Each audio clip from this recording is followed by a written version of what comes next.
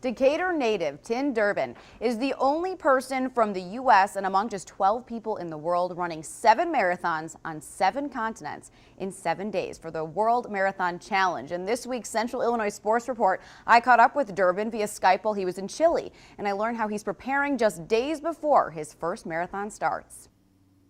First question I have to ask, I think probably a lot of people are wondering, why did you decide to do this? Because I can't imagine you just woke up one morning and you're thinking, I would love to run 7 marathons in 7 days on 7 continents. Yeah, so that's the first question most people ask is, are you insane?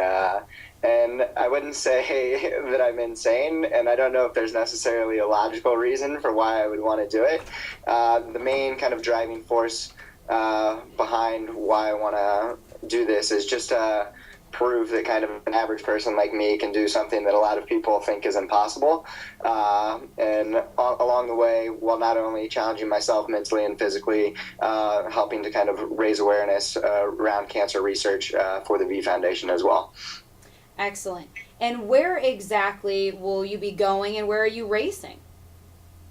Yeah, so the race starts on this coming Saturday in Union Glacier, Antarctica, which is 600 miles from the South Pole. From there, we'll return to Punta Arenas, Chile, fly to Miami, do the North American leg in Miami. From there, then we'll fly to Madrid, Spain, do a marathon there. From Madrid to Marrakesh, Morocco for the African leg, then to Dubai for the Asian leg, and from Dubai to Sydney for the Australian leg and the last marathon.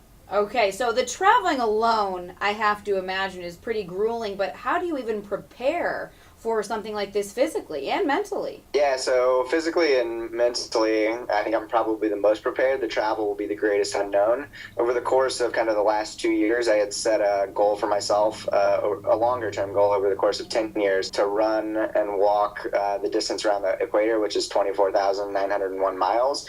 So that had started to get me prepared. And then when I started training for this, kind of ramped up the miles on a daily basis. And over kind of the course of the last year, I basically average running or walking kind of 2.5 hours a day. So the 100 hours of flying and sleeping and eating on planes are probably the greatest unknown, and that'll be a different toll on the body. Yeah, something that you can't really prepare for. Yeah, I've tried to simulate it a few times when I had kind of red-eye flights and I would get in and go for a run, but still nothing like doing it back-to-back days for six or seven straight days.